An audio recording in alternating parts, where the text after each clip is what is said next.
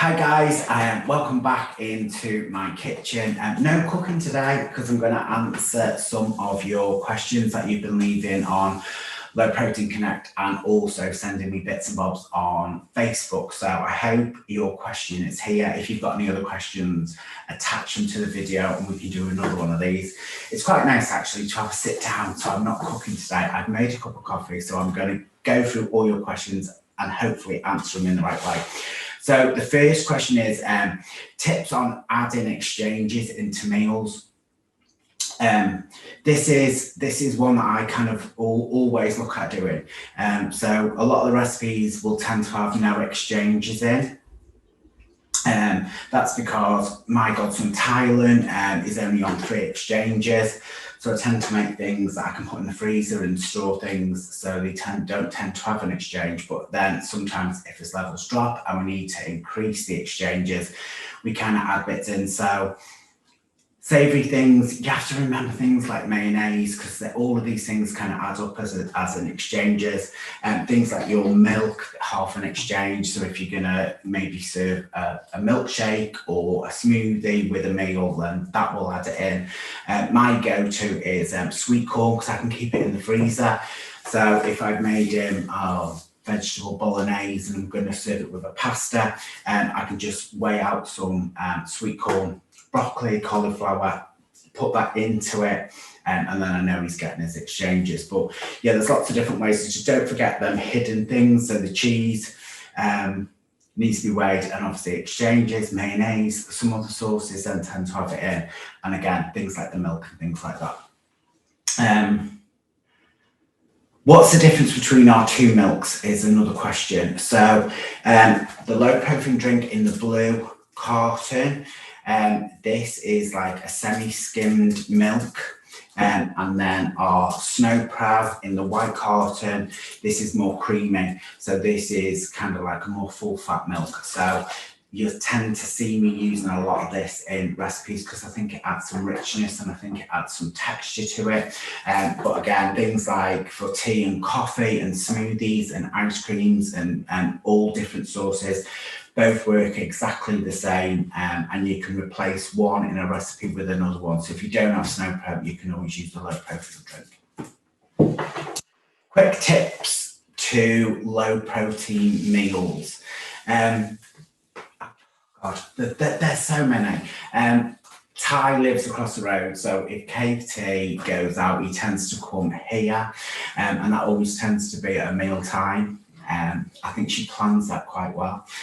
One of Ty's favourite meals is just a garlic cream mushroom. So pan, olive oil, a little bit of butter, a little bit of onion, and I use chopped onion, and I keep it in the freezer so I don't have to literally just chop a small amount. I can just add some in.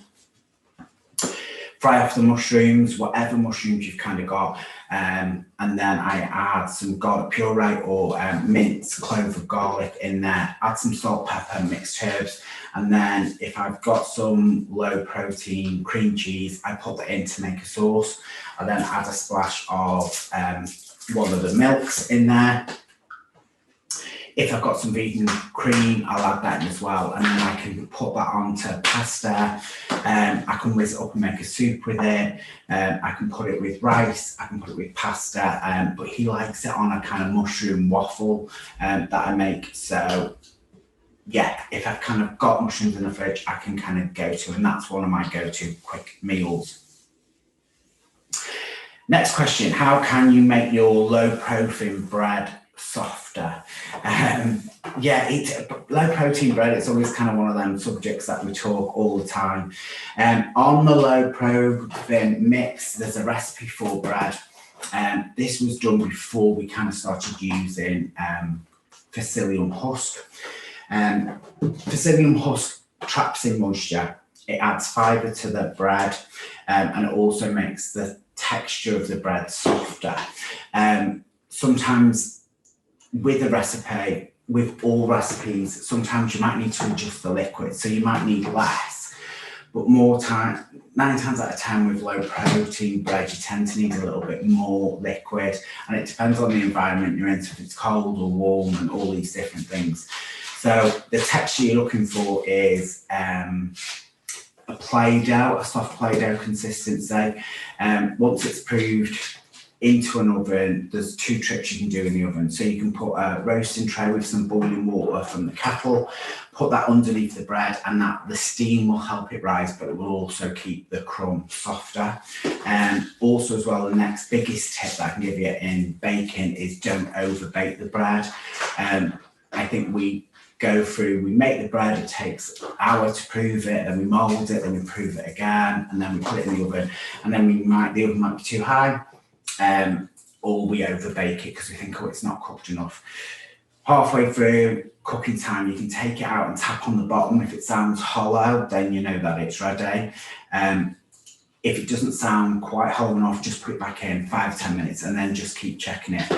But when you take bread out of the oven, it's still hot, so it's still going to cook. So some people overcook the bread in the oven, then take it out, and as it cools, it's then drying out as well.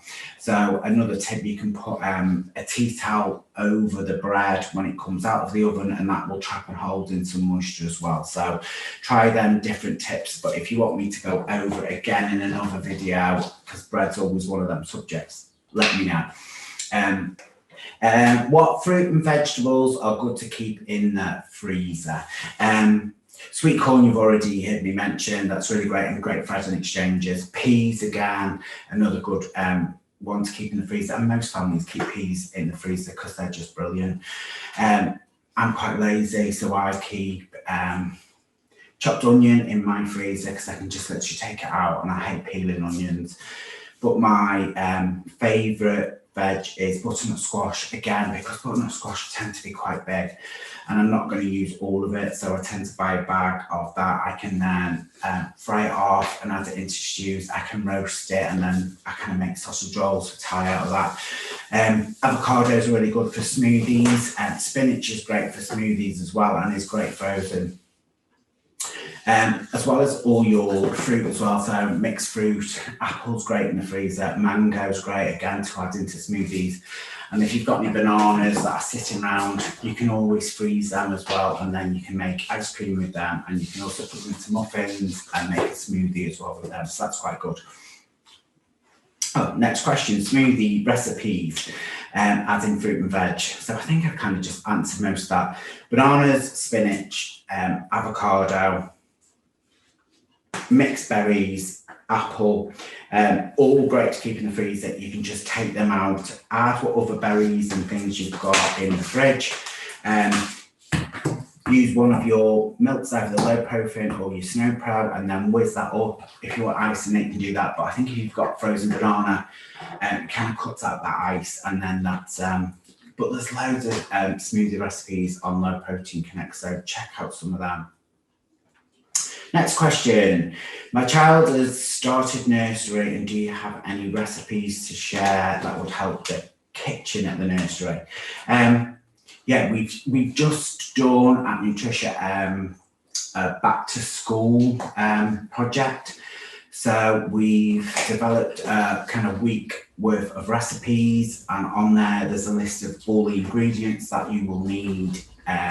There's all the recipes and the recipe books, so you can give that into the cook in the kitchen, whether it's a nursery or school or residential or anywhere else you need to go, even great for hospitals if you're going into there.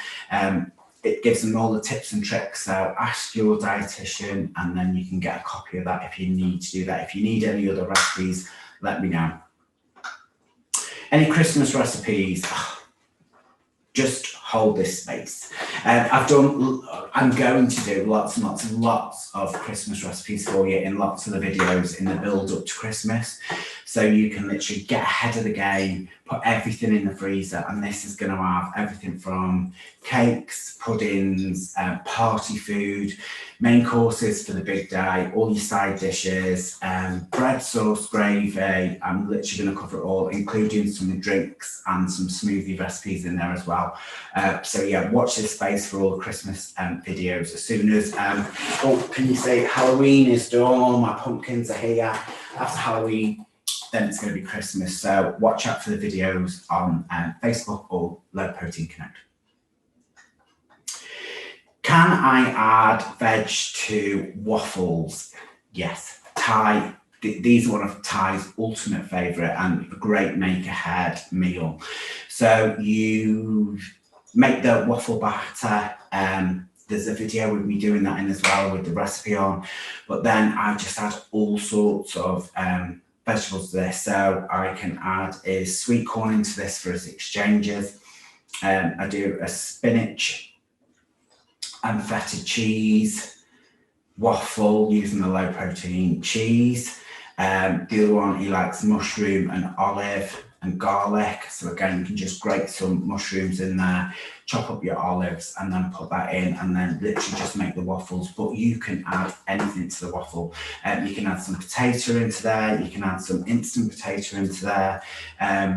Yeah, whatever you like, you can add to it. Just literally play around with it. They're also great if you can add lots of fruit to there as well. So apple and cinnamon waffles, really great.